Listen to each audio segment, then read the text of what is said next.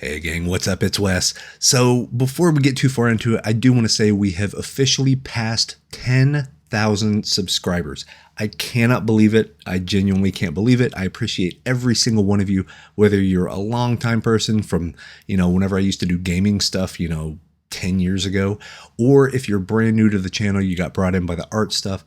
I appreciate you very, very much. And I thought it'd be fun to kind of tackle a topic that comes up in the comments every once in a while. Over the past few years, this has been dedicated to be strictly an art channel, and nothing's going to really change on that. So one of the questions that comes up a lot is, why do I use so many programs? So, I've written a book on Krita. I help beta test and give feedback and develop stuff like Rebel and Art Rage. Clip Studio and Photoshop and Infinite Painter and Procreate. I have a Windows PC and an iPad and a Samsung Galaxy tablet, and I use all kinds of stuff. So why do I use all of those tools and all of those programs when I could just kind of dedicate my time to one or two? And that doesn't even start to get into me developing brushes for all these programs. So it's like, okay, what's going on? Why do you do it?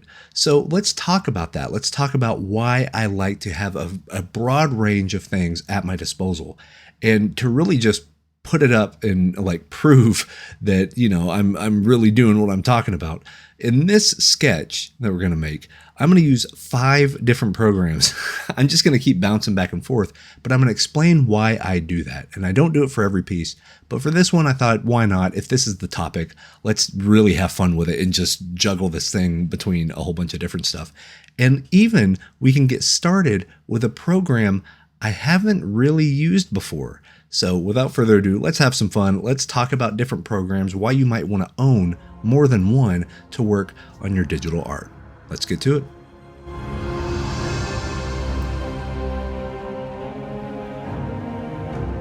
So here's this first part. We are in DAZ 3D. So this is a free to download program. I'm going to have a link in the description below. It's kind of, think of it like it's a free program, and it comes with kind of your essential stuff, your mannequins. But then the whole idea of DAZ is to have this huge marketplace where you can buy hairstyles, and it's almost like I think of The Sims. It's that sort of thing, to where you can have business casual clothes, you can have all this other stuff, or you can have background items. And there's a variety of 3D programs you can use. I also have the Unreal Engine, Unreal Engine 5. I've used Unreal Engine way back since Unreal 1 came out back in the day, and then Unreal Tournament and all that. And then Unity I have as well. DAZ 3D is a little bit more specified, strictly to characters. That's really where my mindset goes with DAZ. And I've had it forever. I don't know, I don't think it's the same company, but I used to use a thing called Poser way back in the day. And I say use it, I would use it maybe once every 5 months and make a character and make them smile. And then that's it really. You know what I mean? But with DAZ, it has this nice, it's very feature rich, and the rendering time, I think they use the iRay rendering engine, and it's fast. And for the way I use this is basically posing a mannequin. The clarity of the renders is ridiculous. You'll see me render some, I think I render 4 or 5 variations of the same pose and tweak some things and render another one. And I kind of do that. And the clarity on it, and the fidelity of things like fingernails and the mouth open, and there's so many bits and bobs and knobs and all sorts of stuff that you can tweak. Okay, the front part of the eyebrow on the left hand side needs to go down by 5 degrees. You can really dig in and make what you need. And it's funny, DAZ 3D is kind of this nice, almost a hidden gem whenever it comes to working on Magic the Gathering or Dungeons and Dragons. A lot of your fantasy realism artists that have been published in Magic the Gathering and all that stuff, a lot of them use DAZ 3D. The fidelity of the renders looks great, and the way I'm using it is actually the way a lot of other people use it. which is where you just go in and make the mannequin. You get the pose, you get the camera angle, you fit the dimensions of the render based on the dimensions of what the final product is going to be. So this was like 2500 by 3000 or 2150 by 3000. It was something like that.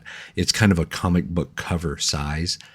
And yeah, you just kind of play around with depth of field for the, camera lens and lighting. And the whole goal of this was to make a structure that I could build on top of. So I wasn't necessarily too concerned with how the face rendering looked. The only thing I really cared about was the location of the eyes in relation to the nose and the mouth with the perspective that I wanted, which was like an extreme, almost if you like get a camera, let's say you're taking a selfie and you hold it at like hip height, like belt height, and then you tilt it up to get kind of the up the nostril look, but also have kind of a hand in frame doing a cool, like each finger separated and articulated pose. And I don't even know at this point if I knew kind of what character I wanted. I knew I wanted to start with some sort of like demon horn thing, kind of like a demigod sort of, I don't know. Just something that had other shapes built on the face, because that's something I need to practice, is having a set foundation and then building on top of it from imagination. So it's like, okay, let me just get a basic pose down. And then whenever I go into the sketching side of things, then I can start seeing what this looks like. So whenever we get to the sketch part, we'll talk about kind of what my mind was doing while I was doing that. But really this also, I'm going to introduce the idea that I'll cover in the next part, because the next part's by far the longest part. But it's this idea of using, I get this question a lot. Why do I use so many programs? I legitimately have 15 art programs, and this is just digital painting. This doesn't count 3D. Just painting programs installed on my devices. And I think 9 or 10 of them is on PC, which is nuts, right? So like, why do you need that many? Why does anyone need that many? And I think I covered it in like the pre-roll thing, but it's all about solving problems.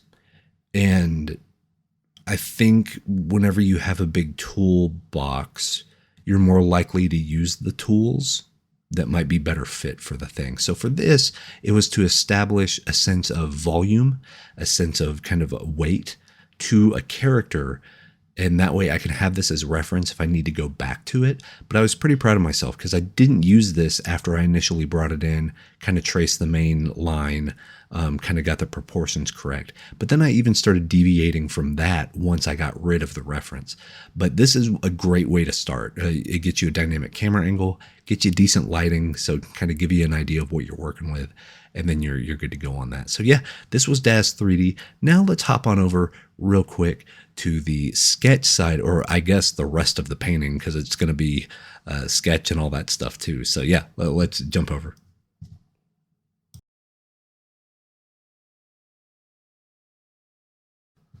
All right, and here we go on, the painting part of it.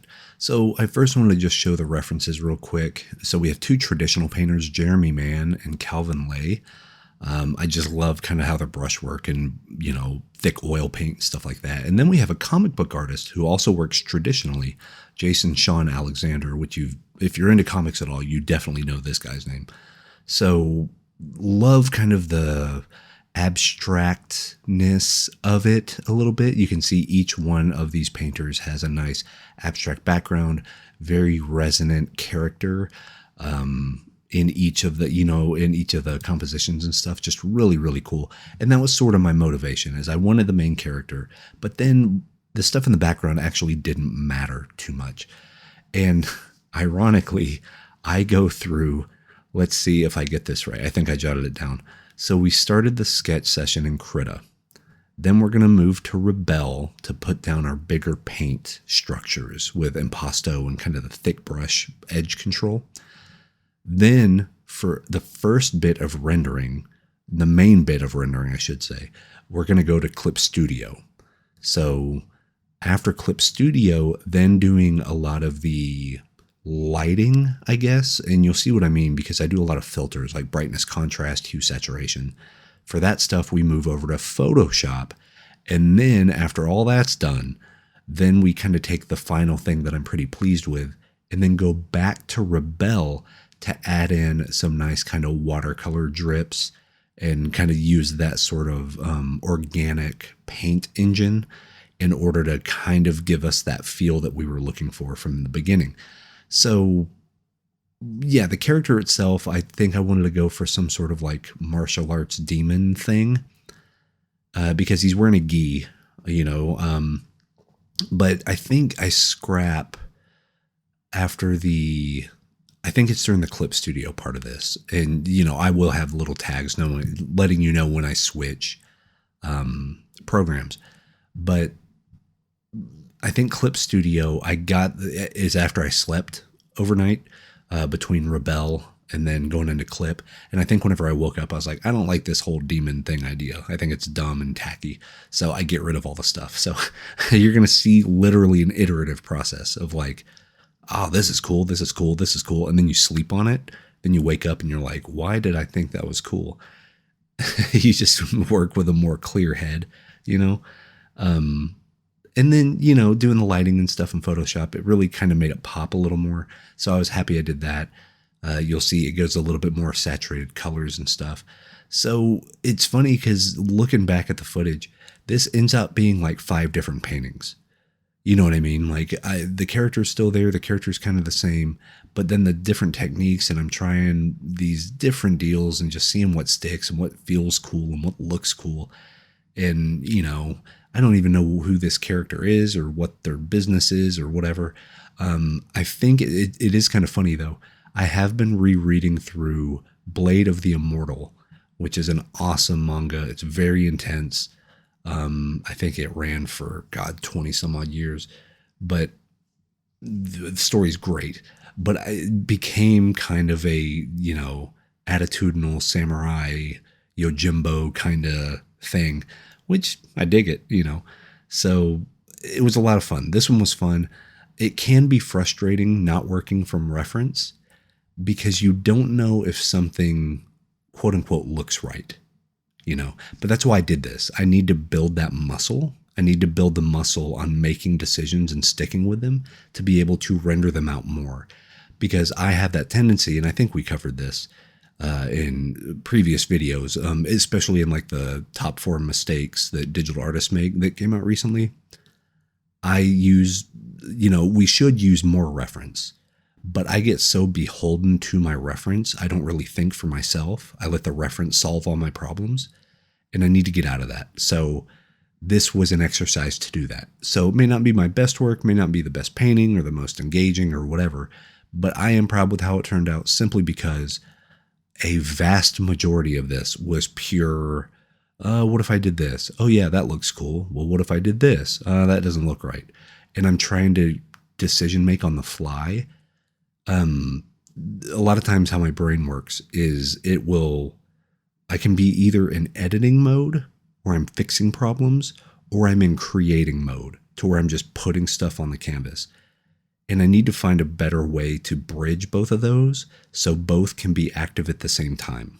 You know, I mean, like going and making him like a demon thing and then waking up the next day and then changing it. That's a perfect example because I'm in this big creative mode on the first night. Like, oh, well, what if I had this and add this? Isn't that cool? Cool. But then whenever I come back to it, I'm like, I got to fix this. You know what I mean? So I wonder if you all out there are like that too, or are you better at like hybriding the two, the problem solving plus the creative, like being in it, but still being able to, you know, edit on the fly. God, it's such a tough skill. I admire people that can do it, man, because it's tough. But I guess that brings us to this whole idea of like, why do I use so many programs?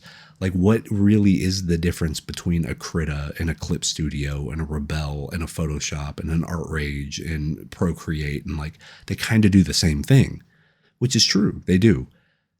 But whenever you're using different programs, they each have a certain thing that they are extremely good at, the best in their class, and everything else takes a distant second. Okay. So I'm going to just quickly go over kind of my thoughts. If you really want a big nitty gritty on this, one of my more popular videos on the channel is where we rank, I think, 20 or 19 different art programs. And I kind of go through and rank them on what I use, how I use it, all that stuff. So if you really want to deep dive, go there. But I just think at a glance, if we start with like Krita is a great all arounder. It's great to be able to use any kind of brush, as far as it does really good wet into wet blending, and it does like what I consider pixel perfect stuff pretty well. I still have better control in Photoshop, I feel, but Krita, really the thing lately has been the RGBA brushes and the Memilio brushes have been game changers. I wrote a book on Krita, but I will always have Krita installed just for those. Do you know what I mean? Like, they are so good at quickly putting down very traditional looking marks without having the overhead or kind of the CPU hit of something like Rebel. And like, moving on to Rebel, I love Rebel. I mean, I'm a featured artist. I'm a beta tester for Rebel. Like, my name is in the credits, so I help make this thing happen. And there's no better watercolor on the planet than Rebel. And it's not even close. There's nothing that comes close to it. It's ridiculous. You can like have a hair dryer and push the water and then pause it and then reverse it. And then like, you feel like a water bender. You know what I mean? It's ridiculous. So really, if you want that traditional feel with your stylus on your computer, Rebel's your best bet, period. Like, they don't even make Corel Painter anymore. That was kind of the standard for a while, but Rebel has just blown everything else out of the water. I love Art Rage for that type of stuff too. Art Rage is a little bit more subdued in its effects. Rebel is very bombastic, which I can appreciate. And you can learn how to temper it, But then Clip Studio is this beautiful, I don't know, man, but Clip Studio just works. It just works. Like, it brings in Photoshop brushes and uses them almost as good as Photoshop. You make custom brushes and they paint wet into wet almost as good as a Krita or a Rebel. Like, Clip's just a contender, man. And it's made specifically for manga and like anime and illustration and stuff like that. And it does that with flying colors. But because you can import Photoshop brushes and then use Clip Studio's brush engine, which I actually think is superior to Photoshop, and tweak everything, I mean, Clip's the real deal, man. If you were to buy one painting program for your computer, I would say Clip Studio, but like, all honesty, unless you're really into the traditional stuff, and then I would go with Rebel. But Clip's just a banger. And then, of course, Photoshop's been industry standard for so long. Everybody knows it like the back of their hand. If you're just getting into digital art, don't even worry about Photoshop. I know that's kind of sacrilegious to say, but don't worry about it, because everything else is so good, and you don't get bombasted into Adobe's bullcrap subscription model stuff, So, I mean, hell, this version of Photoshop I use on this painting is an old version of Photoshop before it went subscription based. It's like CS6, I think. It's the one right before they went to Creative Cloud, because I got it in a graphic design class, back in 2003, 2004. Got it as part of the required reading you had to get. It came with a copy of Photoshop and like a tutorial book. And yeah, still have it. So we're using that one, But really, all of these programs does something so well. And like with Photoshop, I just know it so well, and it has the mixer brush tool. And like, really, since it's a photo editing app, first and foremost, it's going to have the best control over like adjustment layers and like color balance and hue saturation stuff.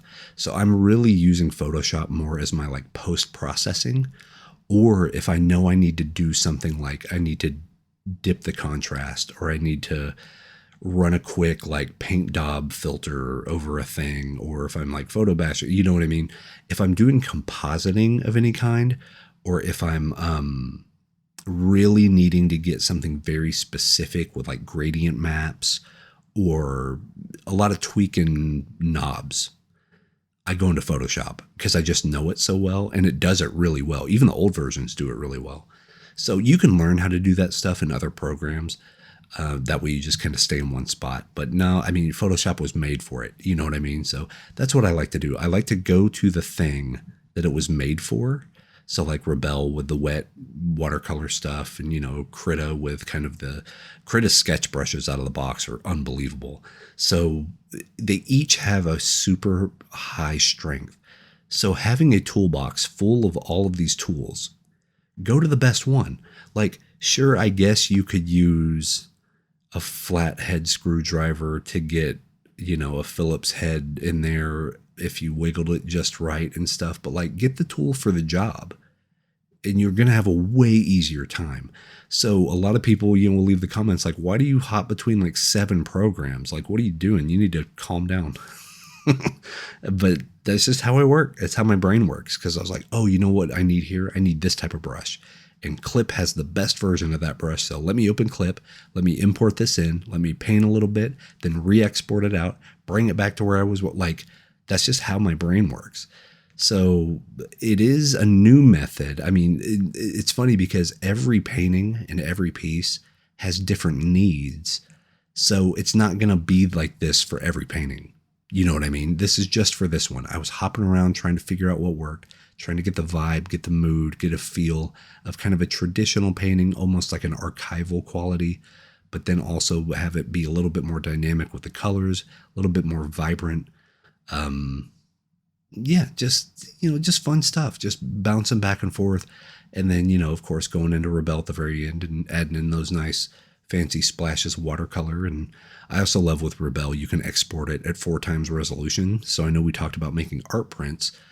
That's a great way to do it. You can work in standard resolution. Like if you're doing a 1920 by, 1280 or 1080 or whatever, a standard HD piece, then you can export that at 4 times resolution without taking a hit. So it's great for like being able to paint on a lower end machine and still make art prints. I love that feature. It's one of my favorite things about Rebel. And there's a lot to love about Rebel. So yeah, just pick the tool for the job. And I think you're going to feel a little bit more liberated because you're not going to be held back. I think that's the main thing is I never want to be held back because a program can't do a thing that I need. If I need to buy a program because it does one thing super well, I'm just going to buy it. I'm just going to get it because I don't need that to be the reason I couldn't make an idea come to life. That would be silly. You know what I mean? And that's another great thing about stuff like Krita. I mean, Krita is open source. So there's new stuff added to it a lot. And yeah, I mean, it's a great way to like, developers for these programs are listening. So if you have Rebel and you want it to work a little bit more like Photoshop because you want it to have different like, level adjustments or gradient map things or whatever, I mean, let the developers know because they're out there trying to make the best paint program they can. And, having that kind of access to lead developers is awesome. I mean, every program has their own community, has their own community support, their dev support. Reach out, So do I like shy away from just using one program? No.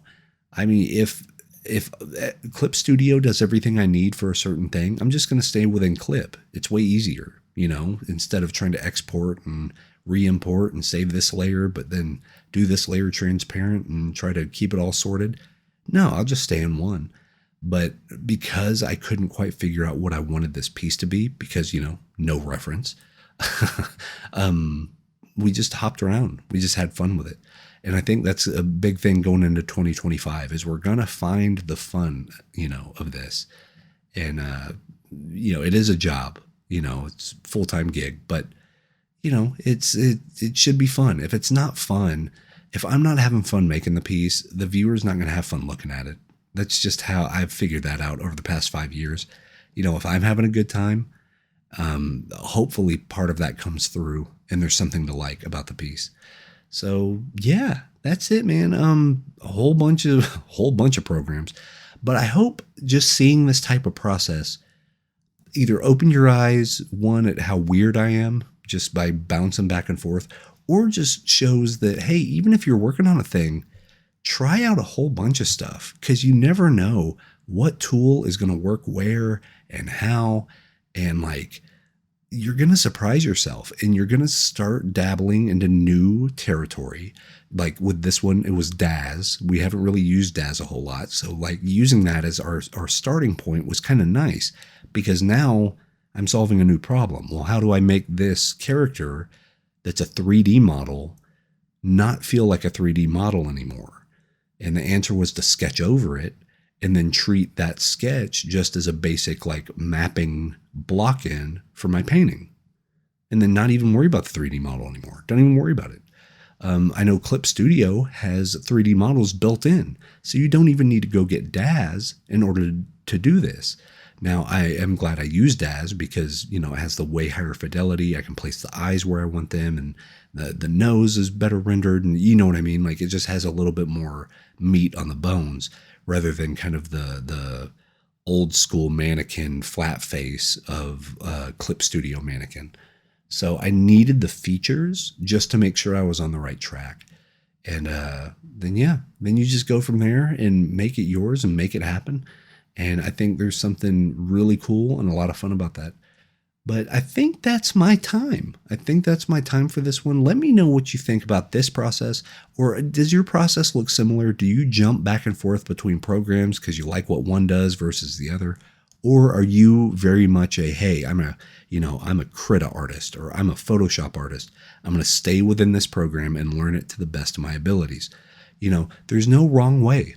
There is no wrong way. So I'm interested to hear your thoughts on this. If you've tried any new methods, let us know in the comments below, because I love hearing about people's methods. It's one of the funnest, it's one of the coolest things in the world. Like, oh, how did you do that? Oh, what did you use? Did you use this or this? Like, it's so much fun to talk shop. So I'm looking forward to hearing from you in the comments. But if you need brushes, if you need tutorials, if you need online courses, all that stuff, if you head on over to wesgardner.art, all of that's right there for you. We got links to everything in the description below, including a free brush pack. So if you want some free brushes to go into your favorite, painting program, there you go. But that's my time, and I will talk to you guys next time. A little spoiler alert. The next video is going to be a doozy. I'm not going to give away what it's about, but I will just say it's either going to be a thing that will help my career or tank my career. And that's not hyperbole. So yeah, be on the lookout for that. But until then, until we meet again, you know the drill. Go make cool art. I'll talk to you soon. Peace.